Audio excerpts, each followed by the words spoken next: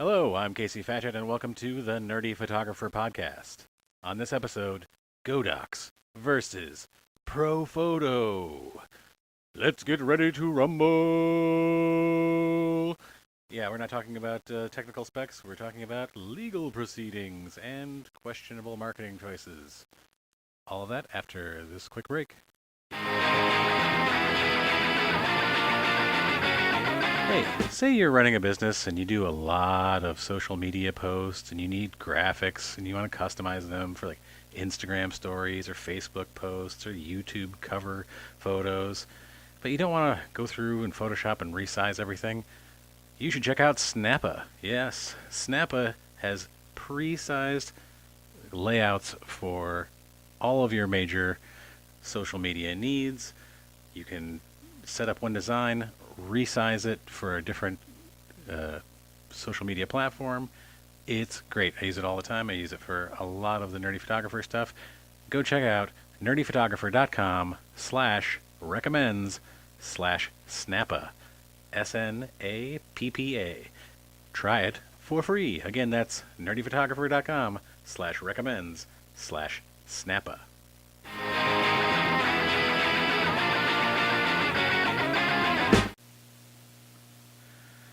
So, the new Godox V1 round head speedlight is out. A lot of people are very excited. I'm interested in seeing what it can do. It's been rumored for like 7 months now, and there was a little bit more information a couple months ago, and then we didn't know what was going to get released. But now it's been officially released for pre-order. It does look awfully similar to a Profoto A1. I don't know about there's some people who at a recent expo like tested it a little bit, and it seems like the color quality is not quite the same throughout the entire range, but I mean it's a similar unit. Looks similar. It's got a round head. There aren't a ton of round head speedlights out there, which brings me to Profoto has decided to threaten to sue not only Godox, saying that they've copied their intellectual property, but also like any store that sells the product, that sells the V1. They're threatening to sue everybody involved if any of these are sold, saying it's infringement on their design.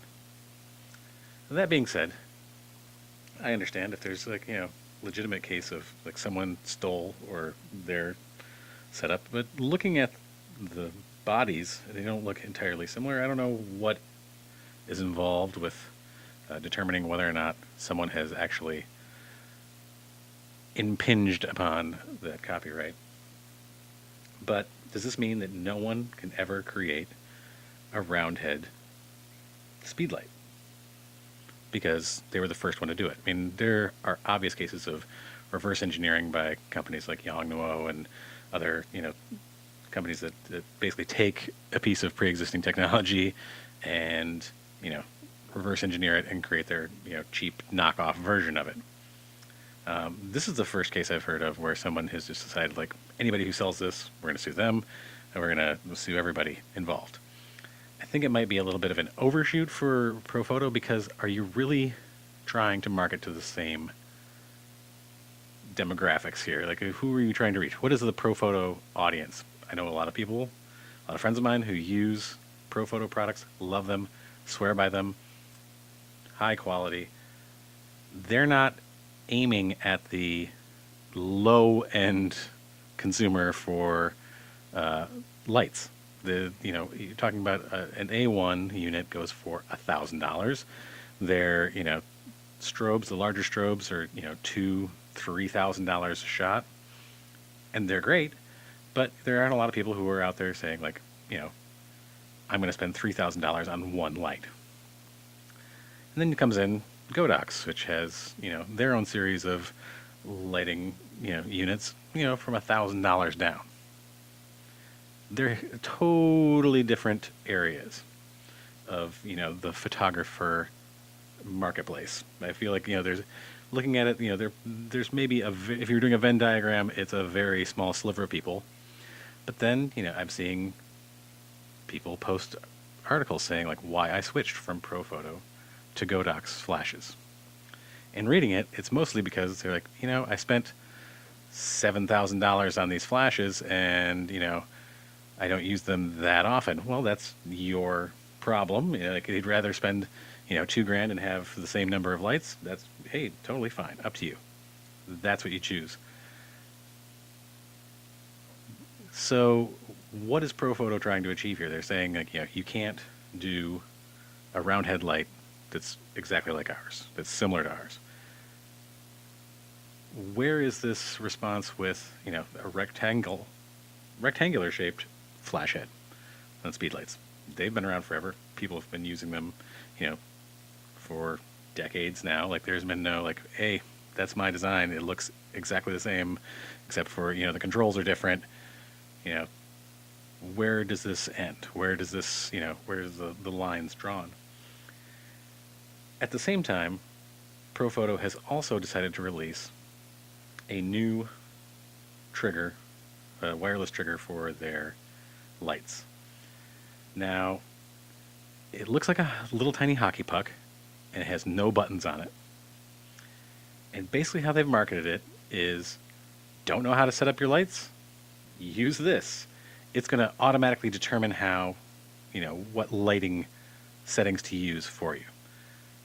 I don't know how that's going to work out. To me, it sounds like, hey, don't know anything about lighting. Just put your lights out there in kind of the right places, and we'll, our technology will figure it out for you. So it's like you're trying to market to people who don't know how to light, which there are a lot of them out there. If you frequent any photography forums online, there are people who are just like, I'm a natural light photographer, but I'd really love to learn how to do a little bit of lighting. There are people who don't want to learn, who don't want to take the time to figure out, okay, what do I need to do? How do I use a flash? How do I set this stuff up? And it seems like Profoto's marketing to them with this product. Are those the people who are going to spend $2,000 or $3,000 on a light? These probably not, which is maybe why you're getting this crossover and saying like, hey, Godox, we don't want you creating a cheap version, a similar version of this light that we have, because we're now going to try to start marketing to those people, the people who don't know how to light stuff and maybe weren't interested in spending, $1,000, $2,000 on their lights. We want to get them in our camp. So what is this is going to achieve? I think this is going to be, my guess, it's probably going to blow over in like a month or two, depending on whether or not Profoto decides to continue with their lawsuit. If not, then it could drag on. Who knows? Like I said, these flashes from Godox are now available for pre-order. They're going to start shipping soon. We'll see if they follow through with this threat to sue. But in the longer term, I'm curious as to what Profoto thinks this is going to do to their market share as far as photography lighting goes. Because it seems like they're trying to creep down into the wider range of photographers, maybe like even to the prosumer level, when you're talking about something that's like, hey, just put this on your camera and it'll do all of the calculations for you. That seems to be aimed at photographers who aren't quite as serious about learning the craft. Maybe I'm wrong, because the only two options with this thing are either it figures out the lighting levels for you, or you set everything manually, which is a pretty big distinction. I mean, even on any other lighting equipment that I have, if it has a TTL feature where it's going to figure out the lighting for you, you can adjust different, like, I want to compensate my flash output a little bit. Like, that's maybe a little too bright. Maybe it's reading things a little too, it's too bright or too dark or whatever. I can adjust even when it's on TTL. This does not appear to have that function. It's just like either it does everything for you or you do everything. So there's no real in between. It doesn't seem like that's marketed at the current batch of Profoto users, some of whom I talked to and said, this is really dumb. I'm never going to use this. I'm going to use my current controllers that I have now because I want to have access to my different groups and right there on the camera, as opposed to because this is how you control manually via this new product. The new trigger is through an app on your phone. So it's like every time you want to change your lights, if you're doing it manually, you're going to have to go to your phone, open up the app. Okay, now I'm going to change the output on this unit and then this group or whatever, as opposed to having it right there on the camera. That's one of the greatest, I don't know, like time savers, like things that puts me at ease when I'm shooting with a bunch of lights and I'm using a wireless controller, is being able to control that output directly from my camera. Oh, that's like wonderful. Oh, that shot didn't come out. Okay, I can do this right here. I don't have to reach into my pocket, get into my phone, make adjustments. I don't know. I think that Profoto is, again, I think they're trying to reach out to a wider range of photographers, because maybe they started to see that all these other companies that are now sort of catching up to them are taking little chunks out of their market share, and now they're like, how do we get this back? So we'll see how that goes. Into the future, my friends. Well, you better start listening, better start listening, better start listening, better start listening, better start listening, better start listening, better start listening, better start listening, better stop, better stop, better stop, better stop, you better stop, better stop, better stop, you better stop, better stop, better stop, you better stop. And now for my favorite part of the show. What's that say? Useless information. This is always death. For this episode's useless information, a cat has 32 muscles in each ear. Think about that for a second when next time you look at a cat and how their ears move. 32 muscles in each one.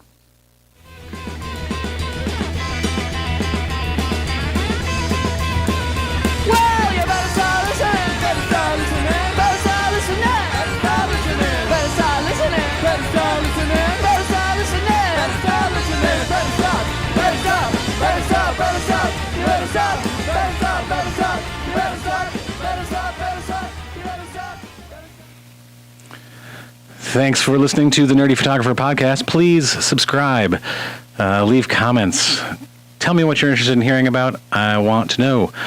I want to know what you want to hear about. Follow us on Facebook at The Nerdy Photographer, on Instagram and Twitter at The Nerdy Photo. I want to hear from you. I want to know what you want to talk about. Tell me. And until next time, talk nerdy to me.